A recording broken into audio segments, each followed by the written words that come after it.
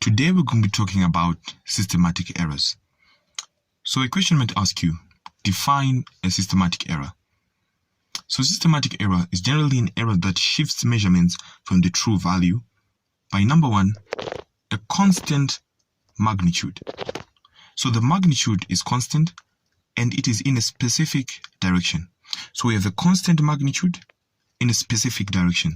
So all the values are being shifted by a constant magnitude in a specific direction. Now the deviation can be positive or negative. Therefore, all the values may either shift in the negative region or in the positive region. Therefore, it has to be consistent throughout all the readings. So when we say systematic error, it's a system that has already been set up. It's a value. It's actually errors which cause all the measured values to shift by a constant magnitude. So if we are conducting an experiment, all our values are shifting by constant magnitude, and they're all shifting either in the positive direction, meaning we have made an overestimate, or in the negative direction, meaning we have made an underestimate. Now, what mainly causes systematic errors is a fault or an error in the instrument, and that causes all the values to shift in one direction. So if there's a fault in the instrument, all the measured values that we made can either be overestimates of the true value, or they can be underestimates, which are systematic errors. Now, examples of systematic errors involve the following. Well, number one, we have a zero error. What do we mean when we say zero error?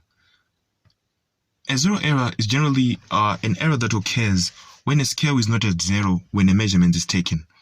So you've all encountered ammeters, barometers from GCSE, and when you're measuring them, you might have encountered a certain instrument that was starting at the negative region or in the positive region, or that already had a value before any measurement was already taken. So that instrument, we say it possesses a zero error. So it can either be in the negative region or in the positive region. The negative region generally means that it's below zero, and in the positive region, that means it's above zero before the experiment is even done. That means whatever value you're going to obtain, for example, if it's below zero by, let's say, 5, that means every value that you obtain will be deviating from the original value by 5, by 5, by 5. And if it is 5 in the positive direction, that means every value that you obtain will be in the positive region by 5, by 5, by 5.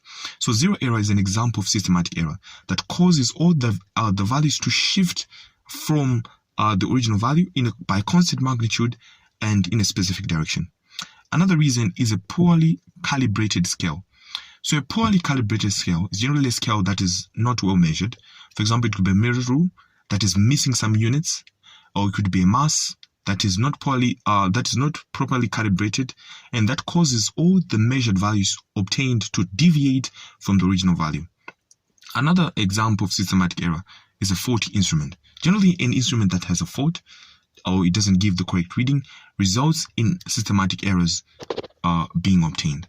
The last one is errors due to instrument sensitivity. So an instrument has various sensitivities, which is the range at which they can measure certain measurements. So if the instrument sensitivity is incorrect, or is just not sensitive to the degree that it should be, that results in systematic errors. So what are the ways that we can minimize systematic errors? Since we know they're present from zero errors, poorly calibrated scale, a faulty instrument, or instrument sensitivity. So how do we minimize systematic errors? So first, we check and correct the zero error. Remember, we've said that the zero error is mainly an error that arises when a reading is already, an instrument already has a reading in the positive or in the negative direction before the actual measurement is obtained. So how do we correct the zero error? We actually adjust it accordingly. In our calculations, we either add or subtract the deviation.